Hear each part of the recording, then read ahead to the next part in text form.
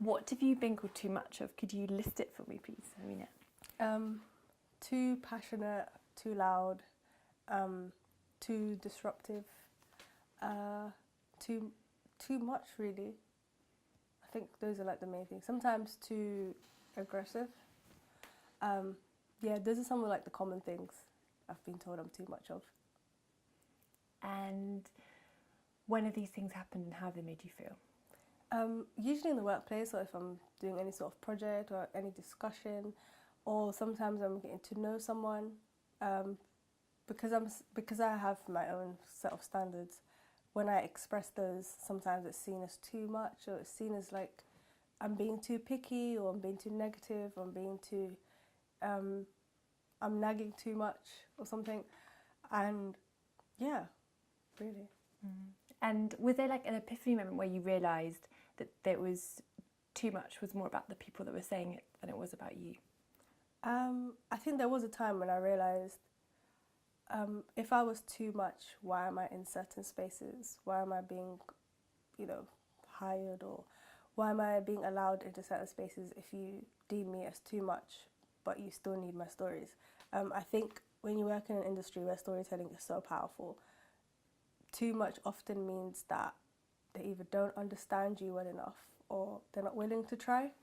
And so it got to the point where their idea of too much for me was exactly what I needed to stay authentic to myself and to navigate these kind of spaces.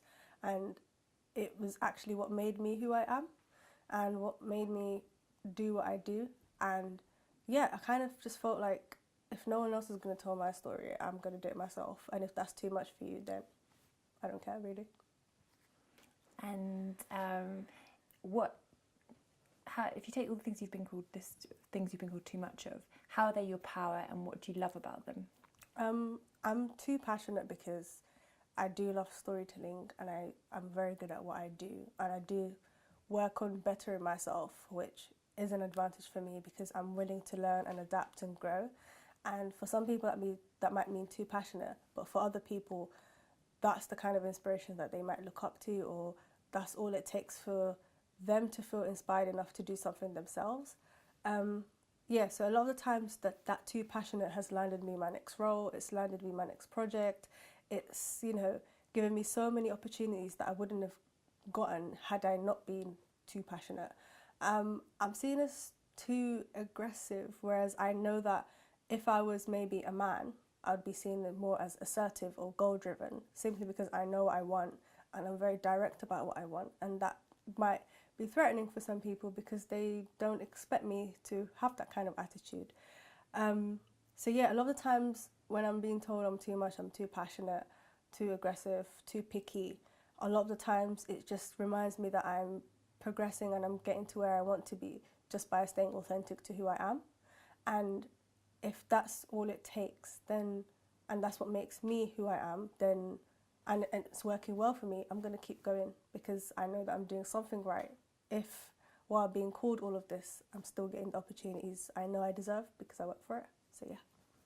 Amazing. And if someone who is like, say, in the early teens came to you and was like, I've been called too passionate, and I've been called all the things that you've been called too much of, what would be your advice to them?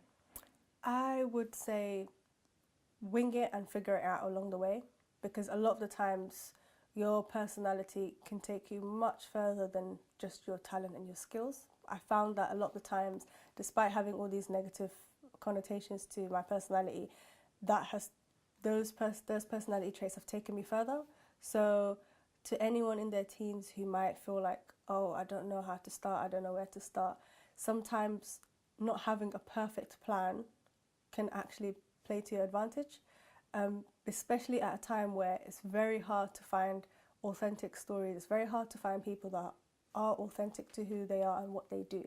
So it's actually an advantage to be able to use your personality to progress as a person, whether it's mentally, physically, academically, career-wise. We are actually in a time where your stories do matter and your stories can create an impact, it can push for change. And so whatever someone's telling you you're too much of is what someone else is looking for. whether that be in relationship, platonic or romantic, whether it be career-wise. Your personality can take you much further. And if you're constantly being told you're a certain way and you feel that that's not right and justifiable, then know that someone out there, something out there is ready to take you on for who you are. So don't ever change that, and don't ever feel like you have to water yourself down so you can be more palatable to people around you, because you are in such a great position to push yourself further without having to change who you are. People want your stories, and they will always want your stories, and it's up to you to tell them if no one else will. Amazing. Yeah. And if you could change the world tomorrow, what would you change? If I could change the world tomorrow, I'd find a way to make sure that everyone was empathetic to each other, because I feel like that's the first step to understanding someone. And when you can understand something, you can deal with it correctly in a way that's not going to hurt other people. I feel like if you don't understand the person and you're not trying to understand them, the message gets distorted. You don't find the most effective way to implement change that's positive. And so, yeah, I think that's what I would change. I'd want everyone to be empathetic to each other and treat each other like human beings first and foremost. So, yeah. Absolutely, absolutely. And is there anything else that you'd like to share at all? I just want to say, like, in terms of storytelling, like, your stories are needed more than ever. We live in a world where everything's accessible, and that includes your story and who you are. And in a time where the mainstream world is just it's so ripe for change, and it's so like blurry, you can be the person that can set the pace for yourself. We are living in that world where there's not as many boundaries, there's not as many limitations as to what you can do based on your age, your gender, your faith. There's so much you can do, and people want it. It's literally in demand, and it's a perfect time to, take opportunity and take advantage of that in a way where you don't have to change yourself to make anyone happy if you're not happy. So take full advantage of that. Sometimes winging it and figuring out along the way is the best way to go, especially if you are young and you don't know what you want to do with your life yet. That's okay, it's normal.